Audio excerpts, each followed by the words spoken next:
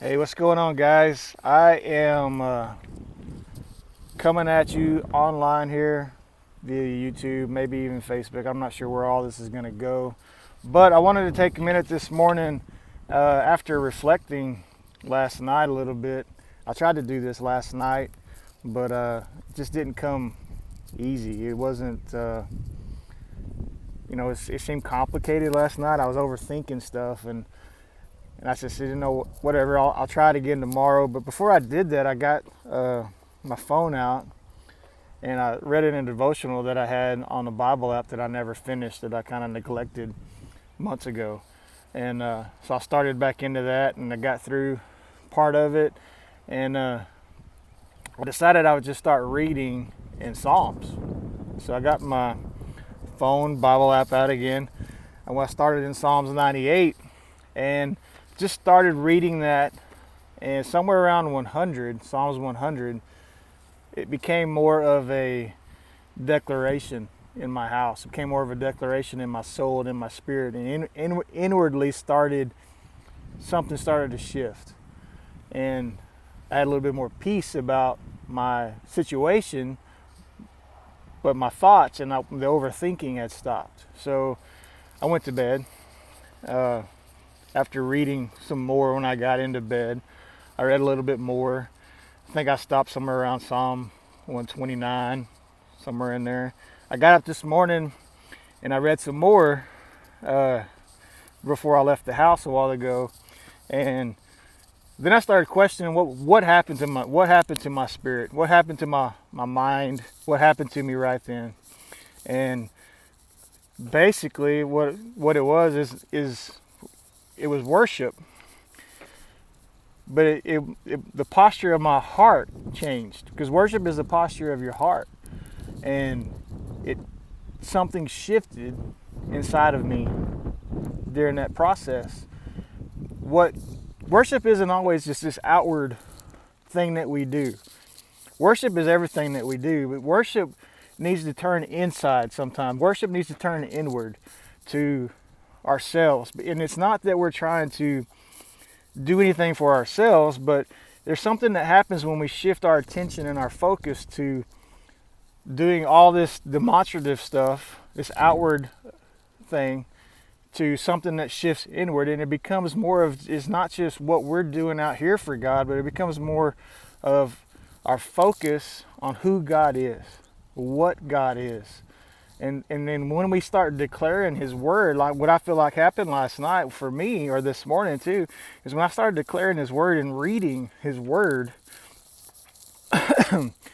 excuse me, when I started reading His word, all of a sudden, the posture of my heart naturally started to change.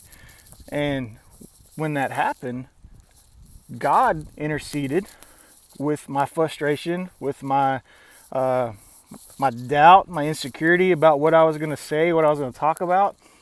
He interceded, and He did what He always does. He brings peace into the situation. And right now, in this situation that all of us are in, it's complicated. It's crazy out there. People are scared, and people need to be scared. This isn't something that we need to take reckless. This isn't something that we need to just take lightly, because this is a terrible thing that's happening to people. And the people that are getting the COVID-19, the people that this is touching and this is affecting, a lot of the cases are positive. A lot of the cases are coming out of it okay, but some people aren't. And there's caregivers that aren't coming out of this.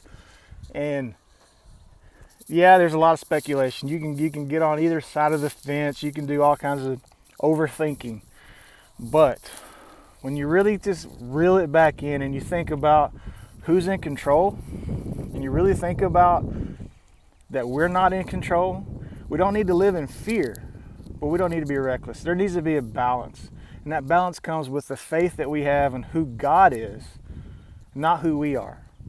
And I really, in my spirit this morning, I'm looking at my environment. You can see where I'm at right now. Nothing's changed. And in our small community, a lot of us can look out there and we can look at it and go, I don't see anything major happening. I don't see the severity of what's going on. And that's because for me, I know that this is happening over here. I know that this is going on in the world, but I also know that I have a peace on the other side. I have peace that's coming from within because I know that God is in control. God holds us in his hand. He's got this out there. I'm not going to speculate that God's doing this or if he's allowing the enemy to do this. I'm not going to say any of that. But what I do know is what I do see in all this season is God is bringing people together in unity in this season. So today, while you're out and about, there's a couple of things that God has put on my heart for who we are in this season. For one, worship.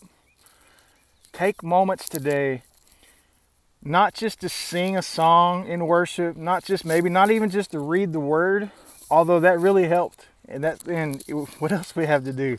If you're at home quarantined, might as well pick up the Bible. I suggest go to Psalms 98 like I did. You don't have to, but somewhere in between reading Psalms 98 and getting to 100 and then moving on past that and just declaring that, it became an anthem. And my spirit shifted, my spirit changed. So try that today. Worship. Watch what happens when your focus changes. God takes over and gives you some peace in this situation, because for anything that could be happening right now, he's calling us to a deeper level in him, and we have a choice. Christina and I talked about this a little bit last night because unfortunately we have some neighbors and have had some neighbors in the past that, we can speculate that they're not taking this time probably to grow in a deeper relationship with God and who he is. Some of these people in this season are going to take this as an opportunity to be affected in I'm not going to say evil way, but just to be affected in a negative way. And it's going to harden their hearts. So your prayer needs to have these people in mind. So I prayed this morning for my neighbors. I prayed this morning that God's going to work on their hearts to give them a peace that only can be explained coming from God, and that they have that realization that it's who they are. And I also wanted to say that when we were praying, that we need to focus on our neighbors. We can't worship God, we can't love God without not worshiping our neighbors. But we can't worship God and love him without loving our neighbors, without helping our neighbors. And that's another thing that's going on right now. I've talked with a couple of my neighbors, and just the act of asking them if they're okay, and just the act of saying, hey, do you need anything right now, went further than actually me taking them anything that they could have needed, because they knew that we were concerned. They knew that we cared. And people need to know that you care right now. That's how you're going to express the love of Jesus right now through some of this, is just being available. And I think that's very important in this season, to be available for someone who might be there. And they may not need anything. Both of the people that I asked, the elderly people in our neighborhood, they said, oh no, we don't need anything. We've got everything that we need. But they were so overwhelmed at the fact that I even cared to ask. They went further in a bond that we didn't have before. Something was gained between us and for the kingdom, for that matter. And I think that's important in this season. I also wanted to say, hey, Drew wanted me to throw out some, what am I listening to right now, worship-wise? What am I doing? What speaks to me in worship? So I did that. I went to our YouTube channel, and I created a little small playlist. It's got 16 songs in it right now. And there's 16 songs that I picked out of my current playlist. I've started a playlist every year since 2017 on YouTube. I just call it the year. And when I hear a video or something that I like, I just save it into that playlist. So I've got one from 17 to now I'm working on 2020's playlist. And a lot of the songs are different. Some of them are the same in there, because I think through song, for me, God teaches me and speaks through me in different seasons of my life with different songs. And so I picked 16 out of a bunch of those playlists. Some of them are old ones. Some of them are songs that we're going to do as a church in the near future. Hopefully we can get together and practice and be able to have these songs available for the praise team to do. Some of the songs aren't. Some of the songs are stuff that speaks to me, that talks to my spirit man and builds me up. So go to our YouTube channel. That'll be up and available to the public as soon as I get to that position and can make it public.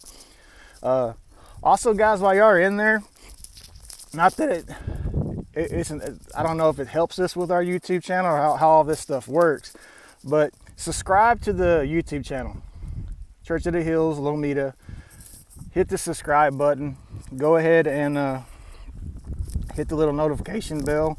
Like the videos.